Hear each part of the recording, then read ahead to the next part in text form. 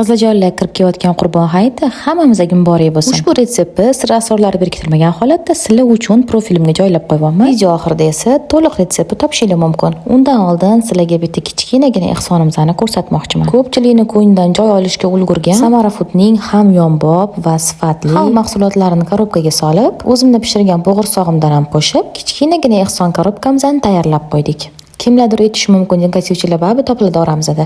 Nima maqsad bu ehsonni ko'rsatishdan deyishadi. Maqsadim shuki, o'zimga ravo ko'rgan narsamni sizlarga ham ravo ko'raman. Sifatli bo'lgani uchun albatta sizlar ham ishlatib ko'rishingizni tavsiya qilgan bo'lardim. Bundan tashqari, hozir juda ham sezon. Hammamiz qishga bu narsa yopishga harakat qilamiz. Ehsonimiz ichiga albatta shu krishkadan ham qo'shdik. O'zimizning milliy surur brendi ancha yillardan buyon ishlab chiqarilayotgan krishkalarni albatta qo'shdim. Ko'rinishi juda ham chiroyli, asosiysi juda ham sifatli. Olib ishlatib ko'rishingizga 100% arziydi. Endi eng asosiy retseptimizga qaytamiz. Bu bo'g'irsoq uchun mol yog'i, o'simlik yog'i va margarin solib yaxshilab eritib olamiz. Ustidan suv va tuz qo'shib yaxshilab aralashtirib olamiz.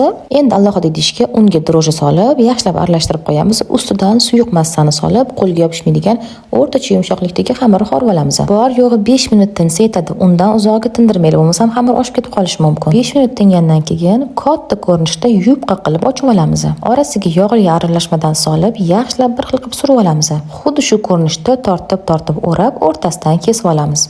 Kesilgandan so'ng 5-6 cm kattalikda kesib olib, har birini lentalarga bo'lib chiqamiz va xuddi shu ko'rinishda burab olamiz. Qizib qovurdan tushgan yog'ga birin-ketin bo'g'irsoqlarni sovulamiz. Olovni juda ham past qilib qovuringlar, baland qovursanglar usti qizarib, o'rtasi xom bo'lib qolishi mumkin. Har doimgidek chakchaklarga qilinadigan siropni tayyorlab olamiz. Samara Food asallari bilan yana ham mazali bo'lib chiqadi. Har birini xuddi shu uslubda siropga botirib olamiz. Sirop tayyorlanishi profilimda bor. Siropga belangan bo'g'irsoqlarni shu ko'rinishda chiroyli qilib taxlab olamiz. Xohishga ko'ra bezatib, sovigandan so'ng bemalol tanovul qilishingiz mumkin. Bitta yurakchani bosib qo'ying, ko'rib xursand bo'laman. Bu bizning kanalimizning rivoji uchun juda ham muhim.